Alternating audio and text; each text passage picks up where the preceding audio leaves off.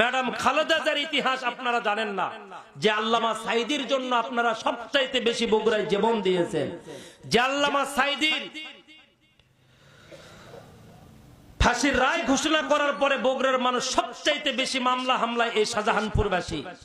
আমি যেখানে জুমার নামাজ পড়াই সেখানে স্পট আল্লামা সাঈদীর রায়ে 5 জন মানুষ দুনিয়ার থেকে বিদায় নিয়েছিল। সেই আল্লামা সাঈদী ম্যাডাম খালেদা জিয়ার অফিসে তিনি যখন প্রধানমন্ত্রী ছিলেন, তিনি একটা ফাইল নিয়ে গিয়েছিলেন। ম্যাডাম খালেদা জিয়া মরহুম আমাদের মা, তিনি আল্লামা সাঈদীকে দেখে বলেছিলেন যে সাঈদী সাহেব, আমার সম্মান 5 বছর, কারণ জনগণ আমাকে ভোট দিয়ে বসাইছে, আর আপনার সম্মান অনন্তকাল চিরকাল দুনিয়াতে, কবরে, হাসরে, মিজানে, ফুলসিরাতে, জান্নাতে কোরআনের কারণে জনগণ সুবহানাল্লাহ। অতএব আপনি আমার অফিসে এসে কখনো ফাইল বা অন্য কোন বিষয়ে আমার সাথে আমার কাছে এসে আমাকে লজ্জিত করবেন না। মেহেরবানি করে আপনি খবর দিবেন, আমি আমার পিএ কে পাঠায় দিব, গাড়ি নিয়ে গিয়ে আপনার কাজ নিয়ে আসবে, আবার এখান থেকে কাজ সেরে আবার আপনার অফিসে আপনার টেবিলে সবকিছু গিয়ে হাজির হয়ে যাবে। দয়া করে আপনি কোনো কাজ নিয়ে আসবেন না।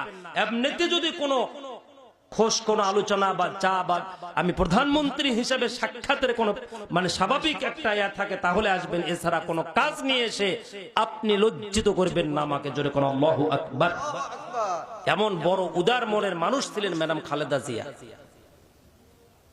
অনেকেই বলে যে আমাগরে দেশনেত্রী কি কম ছিল, 4 লেন 14 লেন 18 লেন পর্দা সেতু এগুলো অনেক কিছু করলো, আমাদেরটা কম ছিল। বেটা, তোমাদেরটা মারা গেলে জানাজা নামাজ হবে না, আমি চ্যালেঞ্জ করে বলে গেলাম।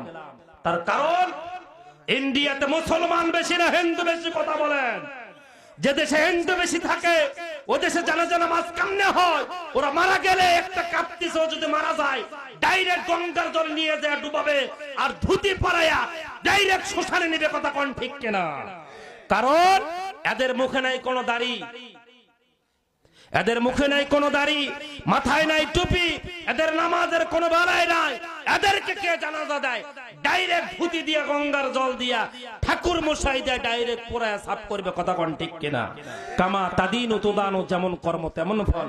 মুদির যেহেতু বাড়িতে উঠছেন, অতএব মুদির ঠাকুর দিয়ে আপনার জানাজা হবে। কথা কোন ঠিক কিনা?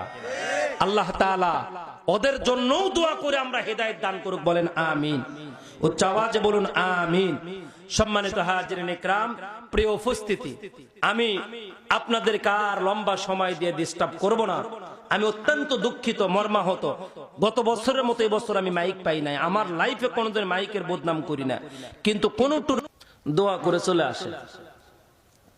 স্বপ্নের ভিতরে একদিন মোজাদ্দেদ আলপেসানির মা বলতেছে, বাবা তুই আমার কবরের পাশে আর আসার দরকার নেই,